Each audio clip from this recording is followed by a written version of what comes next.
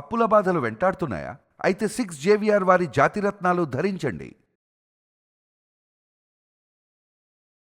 గురుగారు నమస్కారం. నమస్కారం. గురుగారు, ఈ మధ్య కాలంలో అసలు హెల్తీగా ఉండడం చాలా కష్టమైపోయింది. అసలు దాన్ని మనం ఏ విధంగా చూడాలి? మన హెల్త్ బాగుండాలి అంటే అసలు దేన్ని సవరించుకుంటే మన లైఫ్ బాగుంటుంది? నమస్కారం అమ్మ. అదే ధర్మాన్ని అనుష్ఠించడమే, ధర్మాన్ని మనం ఫాలో అవ్వాలి.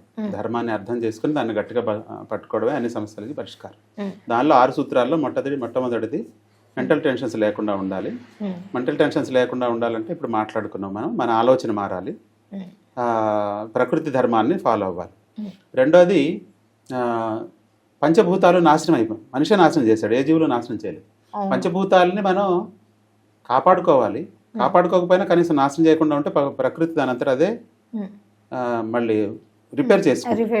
ఓకే, పంచభూతాలు భూమి, గాలి, నీరు, అగ్ని, ఆకాశం, సూర్యుడు. అగ్ని అంటే అగ్నికి ప్రతినిధి సూర్యుడు అన్నమాట. కాబట్టి ఇవన్నీ కూడా మనిషి కలుషితం చేశాడు. కాబట్టి ఇప్పుడు ఆహారము, పీల్చే గాలి, తాగే నీళ్లు అన్నిట్లోనూ విషం ఉంది. సూర్యరశ్మి తగలట్లేదు ఎవరికి. సూర్యుడు కూడా గది తెప్పాడు, ఎండలు ఎక్కువ అయిపోయాయి. కాబట్టి మనం శరీరంలో మామూలుగానే విష పదార్థాలు తయారవుతాయి. ఎందుకంటే ఆహార విహారాది చర్యలు కరెక్ట్గా లేకపోవడం వలన ప్రకృతి బాగున్నా కూడా పంచభూతాలు పరిశుద్ధంగా ఉన్న రోజుల్లో కూడా మనిషి శరీరంలో విష పదార్థాలు తయారయ్యేవి. ఎందుకంటే ఆహారం జీర్ణం కాకపోవడం, రెండోది మలబద్ధకం ఏర్పడటం, మలబద్ధం, ఈ రెండింటి వలన కూడా పేగుల్లో గ్యాసెస్ తయారయ్యి ఆ గ్యాసెస్ వెళ్ళి మన రక్తంలో కలుస్తాయి అన్నమాట. అప్పుడు కూడా టాక్సిన్స్ ఉండేవి. ఇప్పుడు ఏంటంటే తినే ఆహారంలో విషం ఉంది, న్యూట్రిషన్ లేదు, పీల్చే గాలిలో విషం, తాగే నీళ్ళలో కూడా విషమే. మినరల్స్ లేవు. మినరల్ వాటర్ అని తాగుతున్నాం కానీ మినరల్స్ ఉండవు, దానిలో ఇంకా విషయాలు ఉంటాయి, కెమికల్స్ ఉంటాయి. కాబట్టి మనం శరీరాన్ని డీటాక్సిఫికేషన్ చేసుకోవాల్సిన అవసరం చాలా ఎక్కువగా ఉందన్నమాట. ఇప్పుడు వెనకటిగా చేసుకునేవాళ్ళు, పూర్వం రోజుల్లో మన పెద్దవాళ్ళంతా కూడా ప్రతి నెల డీటాక్సిఫికేషన్ చేసుకునేవాళ్ళు. ఇప్పుడు ఆ అవసరం చాలా ఎక్కువ ఉంది. సో శరీరంలో జమ అయినటువంటి, పోగుపడినటువంటి విష పదార్థాలని బయటికి పంపించడం, అది చేసుకోవాలి. అది రెండో పాయింట్. దాంట్లో ఈ డీటాక్సిఫికేషన్లో భాగంగానే ఎరాడికేటింగ్ పారాసైట్స్ అని మనకు పేగుల్లో పురుగులు ఉంటాయన్నమాట. ఒక 6 రకాల పురుగులు ఉంటాయి. అవి ఒక్కొక్కసారి వాటి పాపులేషన్ ఎక్కువైపోయి స్వీట్లు ఎక్కువ తినడం, జంక్ ఫుడ్ తినడం వల్ల అవి వేరే అవయవాలకి, పేగులో నుంచి వేరే అవయవాలకి పాకి అక్కడ గూడు పెట్టుకుని రక్తం తాగుతూ ఉంటాయి. సో దీనివల్ల సో దీనివల్ల ఏమిటంటే మన క్యాన్సర్ నుంచి అనేక రకాల రోగాలకి పారాసైట్స్ కూడా కారణం అవుతున్నాయి. పరాన్నజీవులు అవి కూడా కారణం అవుతున్నాయి. కాబట్టి ఈ పారాసైట్స్ని, పరాన్నజీవుల్ని మనం ఎరాడికేట్ చేసుకోవాలి, నిర్మూలించుకోవాలి. ఆ తర్వాత మూడో పాయింట్, గట్ మైక్రోబయోమ్ పెంచుకోవాలి.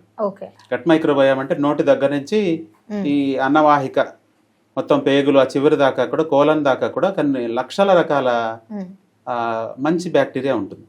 కొద్దిగా చెడు బ్యాక్టీరియా కూడా ఉండొచ్చు, కానీ మన ఆహార విహారాదులు కరెక్ట్గా లేనప్పుడు ఎక్కువ జంక్ ఫుడ్, ఈ స్వీట్స్, కూల్ డ్రింక్స్, ఆ తర్వాత కేక్స్ మీద ఉండేటువంటి క్రీమ్, ఆర్టిఫిషియల్ షుగర్స్, ఇలాంటివన్నీ తీసుకున్నప్పుడు మంచి బ్యాక్టీరియా అనేది డ్యామేజ్ అవుతుంది. అవే కాదు, మీకు వ్యాక్సిన్స్ తీసుకున్నప్పుడు, యాంటీబయాటిక్స్, పెయిన్ కిల్లర్స్ తీసుకున్నప్పుడు, కెమికల్ రూపంలో ఉన్నటువంటి అంటే ఇప్పుడు ఏమైందంటే ఒకప్పుడు అలోపతి కూడా ప్లాంట్ బేస్డ్ ఉండేది. తర్వాత కెమికల్స్తో చెట్లు అంతరించిపోయినాయి కదా, చాలా చెట్లు, అడవులు అంతరించిపోయినాయి కాబట్టి చెట్లు దొరకట్లేదు, ప్రాసెస్ కష్టం అని చెప్పి కెమికల్స్ మొదలు పెట్టారు. తర్వాత కెమికల్స్ పోయి ఇప్పుడు సింథటిక్ కెమికల్స్తో తయారు చేస్తున్నారు.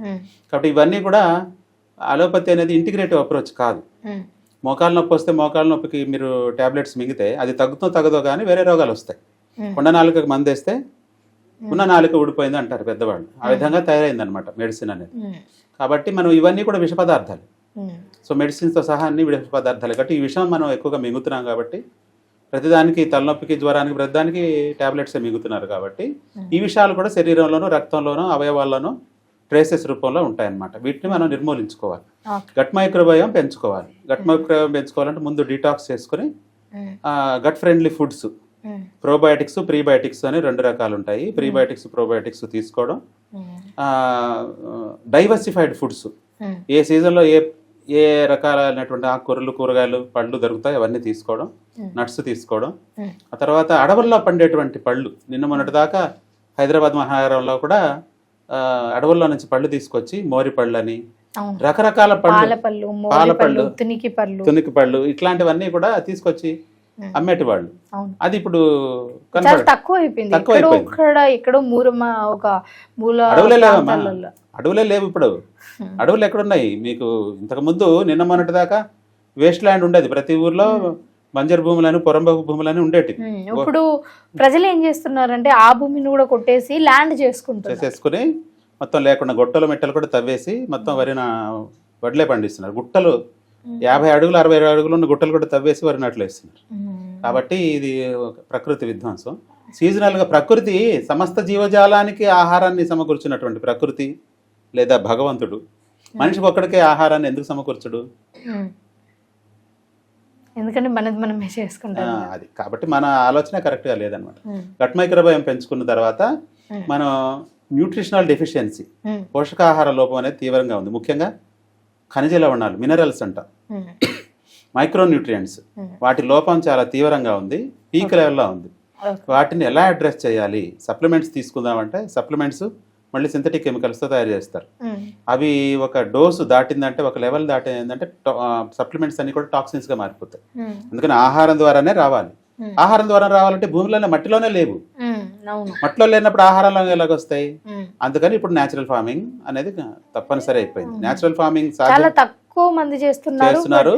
దానిలో కూడా ఎంత కరెక్ట్ గా చేస్తున్నారు అనేది తెలియదు. మూడోది, అందరికి అందుబాటులో ఉండవు, అవి రేట్లు ఎక్కువ ఉంటాయి. కాబట్టి మూలికలు ఉన్నాయి. కొన్ని రకాల మూలికల్లో, ఆయుర్వేదంలో వాడేటువంటి మూలికల్లో ఈ మినరల్స్ అనేటివి ఉంటాయి అన్నమాట. మూలికలను డైరెక్ట్ గా తీసుకోకూడదు, వాటిని శుద్ధి చేసుకుని. ఉదాహరణకు మీకు అశ్వగంధ ఉందనుకోండి, అశ్వగంధ చాలా మంచిది, ఇమ్యూనిటీ కానీ బలానికి వీటన్నిటికి కూడా మంచిది, మినరల్స్ ఉంటాయి. కానీ దాన్ని పాలతో శుద్ధి చేయాలి. 7 సార్లు శుద్ధి చేసి దాన్ని 7 సార్లు ఉడకబెట్టి, నాటు ఆవు పాలలో ఉడకబెట్టి ఎండబెట్టి ప్రాసెస్ చేసుకుని పౌడర్ చేసుకోవాలన్నమాట. ఇట్లా ఈ మూలికల్ని మనం ఐడెంటిఫై చేసాము. నేను ఐడెంటిఫై చేయడం కాదు, ఆల్రెడీ ఆయుర్వేదంలో ఉన్న విషయమే అది. ఆ మూలికలు సెట్ ఆఫ్ హెర్బ్స్ అనమాట. కొన్ని రకాల మూలికలను శుద్ధి చేసుకుని వాడితే మినరల్ డెఫిషియన్సీ అనేది తగ్గిపోతుంది. తర్వాత మనల్ని ఆకలి పెంపొందించుకోవడం, మలబద్ధకం లేకుండా చూసుకోవడం, ప్రకృతి ధర్మాన్ని ఫాలో అవ్వడం. ప్రకృతి ధర్మాన్ని ఫాలో అవ్వడం అంటే బ్రహ్మముహూర్తంలో లేవడం, కనీసం 5 గంటలకు లేవడం, పగలు పడుకోకుండా ఉండటం, ఆకలైనప్పుడు మాత్రమే తినడం, చీకటి పడ్డాక తినకుండా ఉండటం. ఇవి ప్రాథమిక సూత్రాలు అన్నమాట. తర్వాత స్తబ్దుగా స్థాణువులాగా స్టాగ్నెంట్ సెడెంటరీ లైఫ్ స్టైల్ అంటాం కదా, ఒక చోట కూర్చుని, మీది ఏదైనా కావచ్చు, సాఫ్ట్వేర్ ఇంజనీర్ కావచ్చు, ఇంకొకటి కావచ్చు, ఏదైనా కావచ్చు, ఒక సీట్లో కదలకుండా కూర్చుని ఇలాగే వర్క్ చేయడం అనేది కరెక్ట్ కాదు. హాఫ్ అన్ అవర్కి ఒకసారి లేవాలి, కొంచెం ఎక్సర్సైజ్ చేసుకోవాలి, వాకింగ్ అన్నా చేయాలి, ఏదైనా చేసుకోవాలి. సో ఇది ప్రకృతి ధర్మం. ఆ తర్వాత ఒకవేళ ఏవైనా ఆర్గాన్స్ ఆల్రెడీ డ్యామేజ్ అయిపోయాయి, కిడ్నీస్, హార్ట్లో ఆర్టరీస్ బ్లాక్ అయిపోవడం, లివర్ డ్యామేజ్ అవ్వడం, ఇలాగ రకరకాల సమస్యలు ఉన్నాయి. బ్రెయిన్లో ప్రాబ్లమ్స్ రావడం, బ్రెయిన్లో రక్తం గడ్డ కట్టుకోవడం, ఇలాగ ఉన్నాయి కదా. వీటన్నిటికి కూడా ఆయుర్వేదం, సిద్ధ వైద్యంలో చక్కటి పరిష్కారాలు ఉన్నాయి. రిజువనేషన్ అంటాం, రీజనరేటింగ్ మెడిసిన్స్ ఉన్నాయన్నమాట. వాటికి దాన్ని కాయకల్ప అంటాం. కాయకల్ప వైద్యంలో ఏమిటంటే, మీకు ఆల్రెడీ ఒక అవయవం పాడైపోయినా దాన్ని తిరిగి మళ్ళీ డెవలప్ చేసేటువంటి, పునర్నిర్మాణం చేసేటువంటి శక్తి కేవలం సిద్ధ వైద్యానికి, ఆయుర్వేదానికి మాత్రమే ఉంది. అంత పవర్ ఉంది. ఈ రకమైనటువంటి ఏన్షియంట్ విజ్డమ్ అంటాము, దీనిలో మాత్రమే ఆ అవకాశం ఉంది, వేరే దానిలో లేదు. నిజానికి ఒకప్పుడు అల్లోపతి కూడా 100% ప్లాంట్ బేస్డే ఉండేది.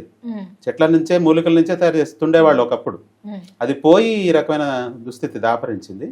కాబట్టి మనం అన్నిటికీ, ప్రతి దానికి పరిష్కారం ఉంది. ఒక క్యాన్సర్ 4th స్టేజ్ దాటిపోయి కంప్లీట్గా ఆర్గాన్ డ్యామేజ్ అయిపోతే అప్పుడు మనం గ్యారంటీ చెప్పలేం. కానీ ప్రతి వ్యాధికి, ప్రతి ఆరోగ్య సమస్యకి పరిష్కారం ఉంది. కాకపోతే ఆరోగ్య సమస్యలు రాకుండానే కాపాడుకోవాలి. ముందే మనం మన లైఫ్ స్టైల్ని, మన ఆలోచనలు మార్చుకోవాలి, మంచి ఆహారం తీసుకోవాలి, ఫిజికల్ యాక్టివిటీ ఉండేటట్టుగా చూసుకోవాలి, సోషల్గా కూడా మనం యాక్టివ్గా ఉండాలి, అందరితో కలవాలి, ఏదో ఒక యాక్టివిటీలో పార్టిసిపేట్ చేయాలి. సో తర్వాత ఆరోగ్య సమస్యలు మొదలైన వెంటనే అయితే ఈజీ అవుతుంది. మల్టిపుల్ హెల్త్ ఇష్యూస్ వచ్చేసి ఒక ఆర్గాన్ డ్యామేజ్ అయిపోతే కొంచెం కష్టపడవలసి వస్తుంది. డైట్ ఫాలో అవుతూ మంచి డైట్ మేము చెప్పేటువంటి పథ్యాపథ్యాలు అంటాం, అంటే ఏది తినాలి ఏది తినకూడదు, వీటిని ఫాలో అవుతూ మందులు తీసుకుంటే, మన దగ్గర మందులు తీసుకుంటే ప్రతి సమస్యకి పరిష్కారం ఉంది ఓకే అండి. పక్కగా. షుగర్, మోకాళ్ళ నొప్పులు ఈ 1 yearలో, అంటే నొప్పులు తగ్గటం, షుగర్ కంట్రోల్ అవ్వడం ఇవి 1 month 2 monthsలోనే అయిపోతాయి. 1 నెల 2 నెలల్లోనే మొత్తం నొప్పులు తగ్గుతాయి, షుగర్ కూడా కంట్రోల్ అయిపోతుంది. కానీ అది రివర్స్ అవ్వాలి అంటే మళ్ళీ మళ్ళీ మందులు వాడకుండా మనం జీవించాలంటే మాత్రం 1 సంవత్సరం టైం పడుతుంది అన్నమాట. ఓకే అండి, థ్యాంక్ యూ సో మచ్.